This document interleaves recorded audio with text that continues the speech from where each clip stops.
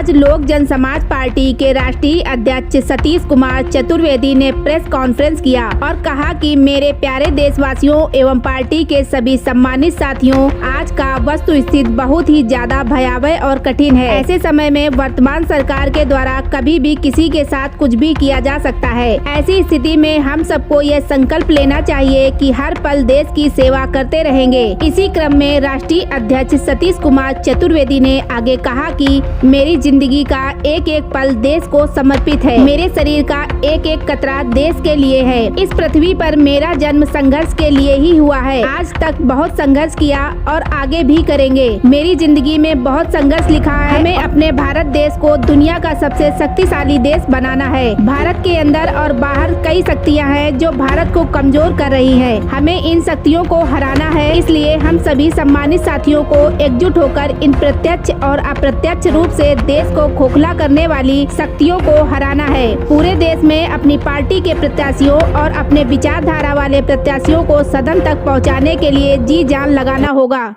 टिप्पणी रहेगी। देखिए, सबसे बड़ी बात यह है कि आज के इस प्रेस वार्ता में आप लोगों का मेरा बुलाने का दो मामला है।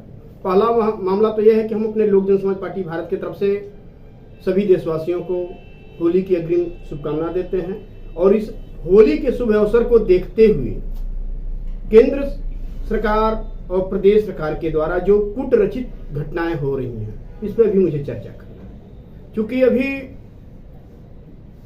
कभी भी ऐसा संविधान में नहीं था कि आचार संहिता लगने के बाद, आदर्श आचार संहिता लगा हो, चुनाव की प्रक्रिया चल रही हो, उसमें ईडी को दिखाकर, सीबीआई को दिखाकर, इन लोगों का डर दिखाकर किसी प्रदेश के सम्मानित व्यक्ति यानी मुख्यमंत्री को गिरफ्तार कराया। और ये जनता के साथ कुठाराघात करने का काम केंद्र सरकार ने किया है, जो कि इस समय केंद्र सरकार अस्तित्व में नहीं है, सिर्फ कार्यवाहक केंद्र सरकार है, क्योंकि चुनाव का समय है, चुनाव का कार्यकाल चल रहा है।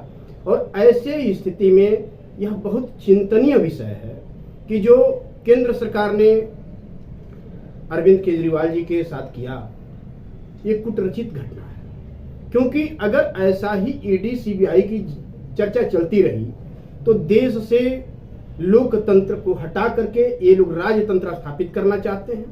आने वाले दिन में किसी भी पार्टी का, किसी भी दल का, चाहे छोटा दल हो या बड़ा दल हो, डर के वजह से बोल नहीं पाएगा। कारण क्या है?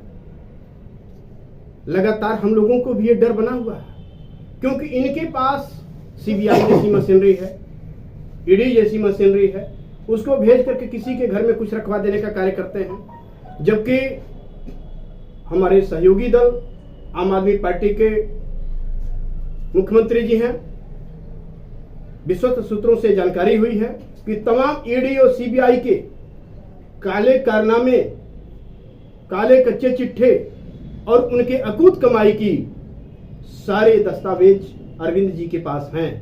और बहुत जल्द सभी पार्टियां मिलकर के उस दस्तावेज को आप लोगों के माध्यम से उजागर किया जाएगा। तब देखें इस केंद्र सरकार क्या करती है और सीबीआई और ईडी क्या करती है। आज ये डर बना हुआ है, बहुत बुरी बात है। अगर आप मीडिया के लोग जो ही खिलाफत करना शुरू करेंगे, आपके लाइसेंस निरस्त हो जाएंगे, आपके RNI निरस्त, लोगों को भी गिरफ्तार करा लिया जाएगा। अभी जिसका जीता जागता साबुत है। पहले चरण का चुनाव समाप्ति की तरफ है, नामांकन का प्रक्रिया, लेकिन तमाम ऐसे छोटे दल हैं जो भारतीय जनता पार्टी यानी केंद्र सरकार और कुछ प्रदेश सरकारों का विरोध कर रहे हैं। उनका सिंबल तक निर्वाचन आयोग से रुकवा दिया गया है। अलॉटमेंट के बाद भी सिंबल उन पदाधिकारियों तक नहीं मिल पा रहा, उन राजनेताओं के पास नहीं मिल पा रहा है कि वो अपने पार्टी से लोगों को चुनाव लड़ा सकें, क्योंकि इनको अंदर से अंदर डर समाया हुआ है कि अगर सभी दल एकजुट होकर के चुनाव लड़ेंगे तो ये सत्ता से बहुत दूर चले जाएंगे। क्योंकि उनकी स्थिति वो है, जाके पैर न फटे बेवाई ऊ का जाने पीर पर आई। तो उत्तर प्रदेश की सरकार और केंद्र सरकार दोनों नकारात्मक सोच में है और दोनों के आगे पीछे कोई नहीं है। सिर्फ दूरदर्शिता इन लोगों के अंदर जनता के लिए नहीं है, अपने लिए है। क्योंकि आपका होनहार प्रधानमंत्री लगातार कहते आया है कि हम तो झोला उठाएंगे, चल देंगे, फकीर आदमी।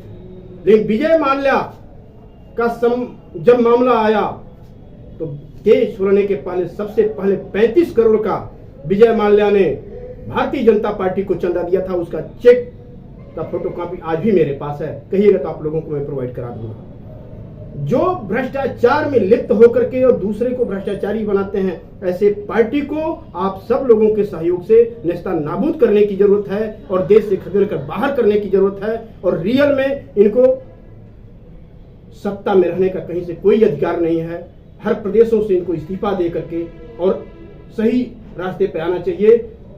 और इसी क्रम में मैं बता दूं कि इस तरह से जो ईडी सीबीआई के जांच का डर दिखा करके सबको ये लोग कर रहे हैं, अगर लोक जनसमाज पार्टी भारत सरकार में आई तो निश्चित तौर पर ऐसे बड़े नेताओं के ऊपर हम लोग कड़ी से कड़ी कार्रवाई करवाएंगे और इन लोगों को सलाखे के पीछे भिजवाने का कार्य करेंगे।